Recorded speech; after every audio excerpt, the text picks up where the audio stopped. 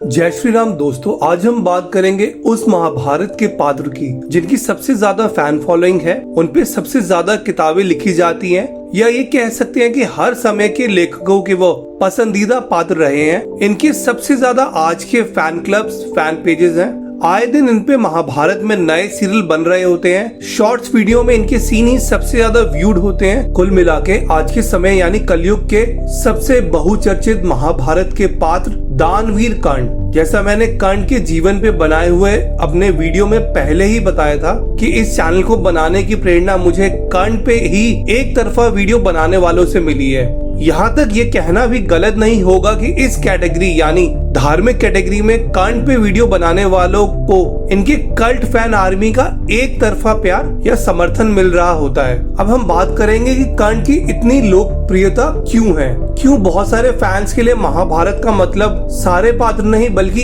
एक ही पात्र बन के रह गया है। कर्ण दानवीर थे, इसमें कोई संदेह नहीं है। उनके बारे में पूरा मेंशन है कि प्रातः काल में वो हमेशा दान दिया करते थे, उनके पास से कोई भी खाली नहीं जाता था। इसके अलावा बहुत सारे महाभारत के मोड़ या संस्करण हैं जो कर्ण से कोई छीन नहीं सकता। चाहे कर्ण का इंद्र को कवच कुंडल दान करना, कर्ण का कृष्ण से संवाद जिसमें वो हस्तिनापुर का राजा बनने से मना कर देते हैं और कृष्ण के सामने मान लेते हैं कि उनसे गलती हुई थी और वो इस युद्ध में मारे जाएंगे। कर्ण कुंती संवाद जहां कुंती को वो वचन देते हैं कि वो 4 पांडव भाइयों को नहीं मारेंगे और बोलते हैं कि मैं राधा माँ का पुत्र हूँ और उन्हीं के नाम से जाना जाऊंगा। दोस्तों, ये सीन बिल्कुल कर्ण के स्वभाव, महानता, कैरेक्टराइजेशन को ऊपर ले आता है और किसी भी दर्शक को लगता है कि क्या महान व्यक्तित्व है कर्ण का। रण कौशल भी कर्ण का गजब था। रंगभूमि में वह अपनी धनुर्विद्या से प्रजाजनों को एवं युधिष्ठिर को बहुत इम्प्रेस कर पाते हैं। शक्तिशाली जरासंध को परास्त कर देते हैं। घोष यात्रा पर्व में अकेले चारों तरफ से घिरने के बाद भी वो बहुत सारे गंधर्वों से चुनौतीपूर्ण युद्ध करते हैं, भले बाद में उन्हें पराजय मिलती है। दिग्विजय यात्रा में कर्ण ने बहुत सारे राजाओं को परास्त किया था। कुरुक्षेत्र के 11वें दिन जब से वो कौरव सेना में आते हैं तब से बहुत सारे सामूहिक आक्रमणों का पूरी तरह से प्रतिकार करते हैं। घटोत्कच को एक मुश्किल युद्ध में वास्तविक शक्ति से उनका वध करते हैं। अभिमन्यु से उनको बेहद कठिन युद्ध मिलता है चक्रव्यूह में, जिसमें भले कर्ण को पराजय मिलती है पर कर्ण पूरा जवाब देते हैं उस दिन। भीम से भी कर्ण का कठिन युद्ध होता है जिसमें उन्हें ज्यादातर जीत और पराजय भी मिलती है। ऐसा भी मेंशन है वेदव्यास के शब्दों में कि भीम से वो पूरी ताकत से नहीं लड़े थे।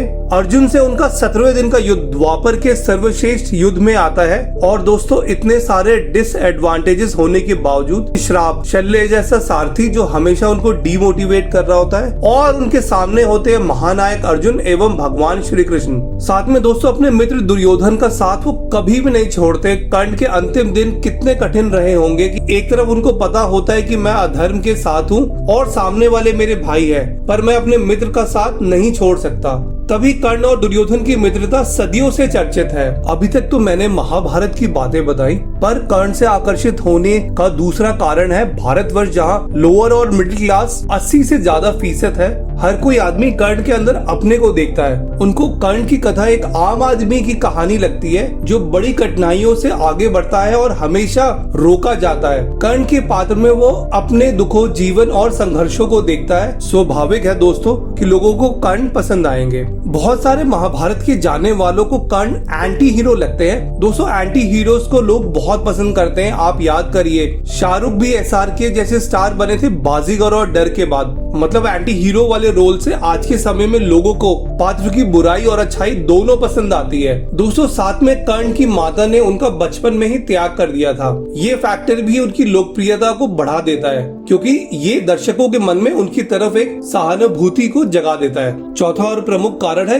क्रिएटिव फैटर्निटी और हर समय के लेखकों का बनाया हुआ माहौल। दोस्तों, जैसा मैंने अपने अर्जुन पे बनाए हुए वीडियो में बोला था कि हर समय के वामपंथी लेखक कर्ण के पात्र को पसंद करते हैं। कर्ण के पात्र की महानता को दिखाते हैं और उनके अधर्म और गलत बातों को बिल्कुल ही व्हाइट वॉश कर देते हैं, यानी छुपा देते हैं। जैसे संजू मूवी में संजय दत्त को बिल्कुल ही सही दिखा गया था। रईस में बॉम्ब ब्लास्ट आरोपी जिनका रोल शाहरुख खान ने किया था, उनको बिल्कुल सेक्युलर या अच्छा आदमी दिखा दिया गया था। हसीना पारकर पिक्चर में प्रोटैगनिस्ट जो श्रद्धा कपूर बनी थी, उनको सिस्टम का मारा हुआ दिखा दिया गया था। उसी प्रकार से मृत्युंजय, रश्मि रथी, देवदत्त पटनायक की जया, पैलेस ऑफ इल्यूजन कविता काने की कर्ण's वाइफ, ये सारी महाभारत के नाम पे लिखी हुई काल्पनिक पुस्तकें हैं, जिसमें कर्ण के नाम पे बहुत सारी फेक कहानियां, जिनको आज के टीवी सीरियल्स या पुराने जमाने के टीवी सीरियल्स खूब भुनाते हैं। वामपंथियों के दो तरफ के पॉइंट होते हैं। वो कर्ण के रूप में हिंदू धर्म में जातिवाद दिखाना चाहते हैं, और दूसरा वो दिखाते हैं कि हिंदू धर्म के प्रमुख भगवान ने कैसे छल किया, कैसे काबिल कर्ण का साथ न देकर उन्होंने दुर्बल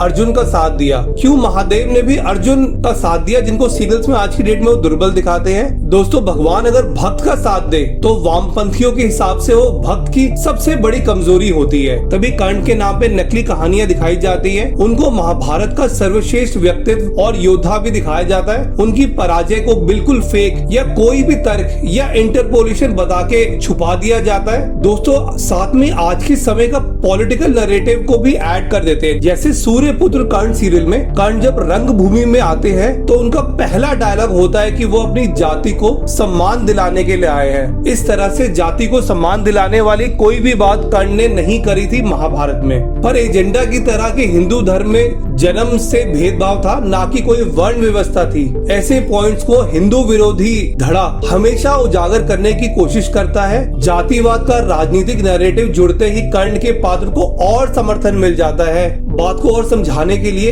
इसके लिए मैं आपको तमिल फिल्म इंडस्ट्री के एग्जाम्पल दूंगा, जो वामपंथियों के पूरे कब्जे में है। दोस्तों, धनुष की मूवी कर्णन, जो एक टेक्निकली वेल मेड पिक्चर थी, उसमें नायक जो अपनी जाति या गांव के लिए संघर्ष करता है, उसका नाम होता है कर्णन या कर्ण। उसके मित्र का नाम होता है दुर्योधन, जो एक अच्छा आदमी दिखाया हुआ है। कर्ण प्रेम करता है द्रौपदी नाम के पात्र से, और इस मूवी का खलनायक होता है काना वीरन। दोस्तों, काना वीरन श्री कृष्ण का नाम है तमिल में। देखिए, पिक्चर सही बनाई है। ये लोग कोई और भी पात्रों के नाम रख सकते थे, पर जानबूझ के एजेंडा के चलते हुए ये सब हमारे इतिहास महाभारत में अपने एजेंडा को लाते हैं, वो भी कर्ण के नाम पे। एक और उदाहरण है रजनीकांत की बहुचर्चित फिल्म थलपति का, जिसमें रजनीकांत कर्ण पे आधारित रोल करते हैं। सूर्या उनका नाम होता है और उनके मित्र बने हैं मैमूटी, और दोनों ही अंडरवर्ल्ड के डॉन बने हुए हैं। और ये मूवी पूरी तरह से उनकी मित्रता पे बेस्ड है। अर्जुन का रोल करा है अरविंद स्वामी ने, जो एक IAS ऑफिसर बने हुए हैं। पर ये मूवी विशेषकर रजनीकांत कर्ण के रोल को प्राथमिकता देती है। अब हम रामायण का एग्जाम्पल ले लेते हैं। मणिरत्नम की पिक्चर रावण में लक्ष्मण पे आधारित पुलिस का पात्र खलनायक दिखाया हुआ है, जो अभिषेक बच्चन बने हुए रावण के पात्र की बहन के साथ बदसलूकी करता है। और लास्ट में ऐश्वर्या राय, जिनका अपहरण होता है, उनको रावण से यानी जो अभिषेक बने उनसे लगाव हो जाता है। साथ में एक और रजनीकांत की मूवी काला में वहाँ रावण पे आधारित पात्र बने हैं रजनीकांत, जिनका नाम कारिकलन होता है। और नाना पाटेकर जो बिल्कुल नेगेटिव रोल में है, उनका नाम है हरिदेव, और उनके मेन गुंडे का नाम होता है विष्णु भाई। बिल्कुल सटल वे में सारी मूवीज हिंदू विरोधी प्रोपेगेंडा दिखाती है। कर्ण और रावण के पात्र सभी वामपंथियों की पहली पसंद है, क्योंकि वो अपनी सोच जातिवाद वाली और हिंदू विरोधी सोच कुछ पात्रों को ऊपर करके हिंदू धर्म पे थोपते हैं, और इन सब के जाल में आ जाते हैं आज के युवा, जो बिना कुछ महाभारत पढ़े हुए एक ही पात्र को सर्वोच्च मान लेते हैं। वैसे तो कर्ण को अंजलि अस्त्र से सीधी मृत्यु मिली थी। आज इस संस्करण पे अनेकों कहानियां हैं, जैसे कर्ण से मरते हुए कृष्ण ने कुछ बोला, कर्ण से मरते हुए हनुमान जी ने कुछ मांगा। यहाँ तक नकली कहानियों में लोगों ने ये भी जोड़ दिया कि मरते हुए कर्ण से महादेव ने कुछ मांगा। और भी कहानियां जैसे कर्ण का अपने दांत को तोड़ देना, ब्राह्मण को दान देना, कि मरते हुए कर्ण से कैसे परशुराम मिलने आए थे। दोस्तों, इसी तरह से कर्ण के पात्र को लेकर असंख्य नकली कहानियां हैं, उनका महिमा मंडन करते हुए। टीवी सीरियल्स तो स्टेप बाय स्टेप कर्ण के नाम पे नकली कहानियों को ऐड करते जा रहे हैं। कभी कर्ण अर्जुन पे वैष्णवास्त्र चला देते हैं, तो कभी युद्ध के 16वें दिन वो अर्जुन को इसलिए नहीं मारते क्योंकि सूर्यास्त हो जाता है। कभी कर्ण अभिमन्यु को इसलिए मार देते हैं ताकि उन्हें दर्द से मुक्ति मिल जाए। किसी सीरियल में कर्ण इंद्र को परास्त कर देते हैं, जो महाभारत के शब्दों में कभी लड़ाई उनकी हुई नहीं थी। कर्ण के पास महादेव का सबसे भयंकर अस्त्र शांभव और ब्रह्मांड अस्त्र होते हैं। जानबूझ के विराट युद्ध हार जाते हैं, या विराट युद्ध को दिखा दिया जाता है वो बराबरी में छूट गया अर्जुन के साथ। सबसे नकली सीन द्यूत सभा में वो विवश होके या तो द्रौपदी को वेश्या बोलते हैं, या हाथ जोड़ के दुर्योधन को मना कर रहे होते हैं कि द्रौपदी का अपमान ना करा जाए। किसी सीरियल में कर्ण द्रौपदी को शिशुपाल से बचा देते हैं। दोस्तों कितनी सारी फेक कहानियों को गिना जाए इन सब सीरियल्स में जो जुड़ती ही जा रही हैं, और आजकल के युवा उन्हीं पे वीडियोस बना रहे होते हैं, उसी को सच मान रहे होते हैं। एक पुराने जमाने की कहानी की कर्ण के बाण अर्जुन एवं श्री कृष्ण के रथ को धकेल देते हैं। एक और फेक कहानी कि द्रौपदी को कर्ण से प्रेम था। दोस्तों इन्हीं सब कहानियों ने पूरी तरह से एक माया जाल बना दिया है उनके फैंस के लिए। दोस्तों कर्ण को लेकर और दो मेन कंट्रोवर्शियल या विवादास्पद संस्करण है। पहला द्रौपदी स्वयंवर, जहां बोरी क्रिटिकल एडिशन में क्लियरली मेंशन है कर्ण और शल्य मिस कर गए थे, लेकिन उनके फैंस इस बात को बिल्कुल नहीं मानते। उनका बोलना है कि क्षत्रिय वर्ड कर्ण के साथ यूज नहीं होता, और कर्ण जो एक महान धनुर्धर बताए गए हैं उस लाइन में बोरी में, वो दुर्योधन के भाई थे। वैसे दुर्योधन का कोई भी भाई जो एक महान धनुर्धर था, इसका कोई भी मेंशन नहीं है वेद व्यास के टेक्स्ट में। दूसरा और सबसे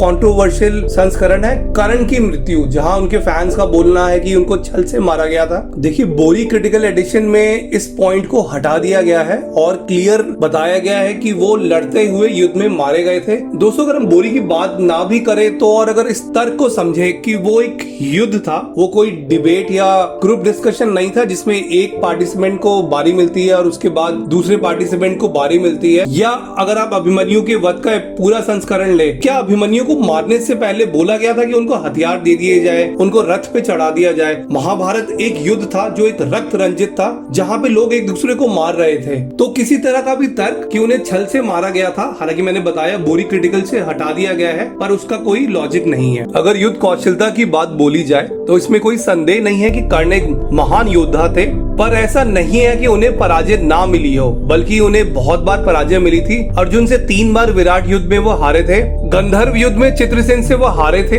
जो अर्जुन ने जीत लिया था। कुरुक्षेत्र युद्ध में 2 बार वो अभिमन्यु से चक्रव्यूह में हारे थे। भीम से उनके अनेकों युद्ध हुए जिसमें उनको जीत और हार दोनों मिली है। अर्जुन से तो दोस्तों उन्हें बहुत बार युद्ध में पराजय मिली है। ऐसा नहीं है कि कर्ण के पास भी मौके नहीं आए थे अर्जुन के खिलाफ, जैसे उदाहरण है भार्गवस्त्र और उनका सर्पमुखी बाण वाला प्रकरण। पर इन बातों को उनके फैंस बिल्कुल भी बताना पसंद नहीं करते। जैसे मैंने बोला विराट युद्ध को फेक बता दिया जाता है, या ऐसा बोल दिया जाता है कि हनुमान जी लड़ रहे थे। गंधर्व युद्ध का एक्सक्यूज दिया जाता है कि कर्ण ने मदिरा पी हुई थी, या चित्रसेन पूरे प्रभाव से अर्जुन से नहीं लड़ रहे थे। कुरुक्षेत्र युद्ध में हार का कारण बताया जाता है कि सिर्फ विजय धनुष से उन्होंने आखिरी दिन में युद्ध करा और शुरुआत में नहीं लड़े। 14वें दिन में अर्जुन से उनकी हार का उनके फैंस एक्सक्यूज बताते हैं कि अर्जुन नहीं, महादेव की ऊर्जा से अर्जुन लड़ रहे थे। दोस्तों वैसे कर्ण एक महान योद्धा थे और इस तरह के किसी भी एक्सक्यूज की उनके फैंस को देने की जरूरत ही नहीं है। किसी भी पराजय से महाभारत के पात्र इतने महान थे कि उनका शौर्य कम नहीं हो पाता, क्योंकि महाभारत का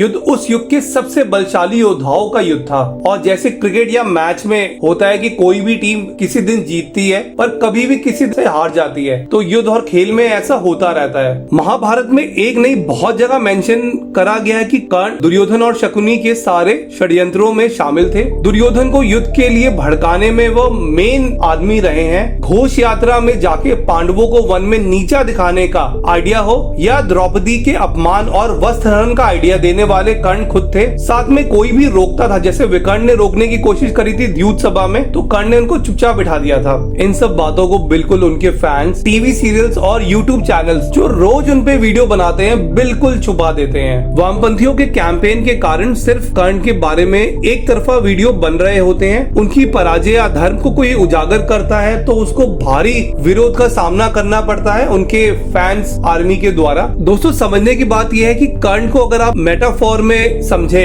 एक प्रोग्रामर बहुत बड़ा सॉफ्टवेयर डेवलपर भी बन सकता है और उसी प्रकार से एक बहुत बड़ा हैकर भी बन सकता है। वैसे ही एक बलशाली व्यक्ति पुलिस और आर्मी में दुश्मनों का खात्मा कर सकता है, या साथ में वही बलशाली आदमी क्रिमिनल्स और टेररिस्ट का साथ देकर बहुत भारी तबाही भी मचा सकता है। श्री कृष्ण के द्वारा धर्म की स्थापना में शायद कर्ण अपने व्यक्तित्व और शक्तियों के कारण एक बहुत बड़ी बाधा बन गए थे। दोस्तों आखिरी में यही कहूंगा कि कर्ण के पात्र को किसी भी तरह के एक्सक्यूज या बचाने की या नकली कहानियों की जरूरत नहीं है। अपने व्यक्तित्व के कारण लोग उनको हमेशा ही पसंद करते रहेंगे, पर भूलने वाली ये बात नहीं है कि वो महाभारत में अधर्म के साथ थे और मारे गए थे। कर्ण के कारण करनाल, कर्णप्रयाग जैसी जगह चर्चित हैं। भारतवर्ष वश में कर्ण के मंदिर भी हैं और विदेशों में भी कर्ण को प्रसिद्धि मिली है। आप उन्हें बिल्कुल पसंद कर सकते हैं, पर किसी भी तरह की फेक कहानियों या वामपंथियों के जातिवाद या हिंदू विरोधी प्रोपेगेंडा का पार्ट न बने। महाभारत के सभी पात्रों से प्रेम करें, किसी भी एक पात्र को ही महाभारत ना माने। फैंस की एक बहुत पॉपुलर लाइन होती है आज के शॉर्ट्स वीडियो में कि कर्ण की वजह से ही महाभारत फेमस है। ध्यान रखें, महाभारत की वजह से ही कर्ण और अर्जुन और सब पात्र फेमस या पसंदीदा हैं। यूट्यूब वीडियो और शॉर्ट्स की फैन बाजी से ऊपर उठ के महाभारत एवं हिंदू ग्रंथों का ठीक से अध्ययन करें। दोस्तों वीडियो अच्छा लगा है तो लाइक करें, शेयर करें और मेरे चैनल को जरूर सब्सक्राइब करें। जय श्री राम।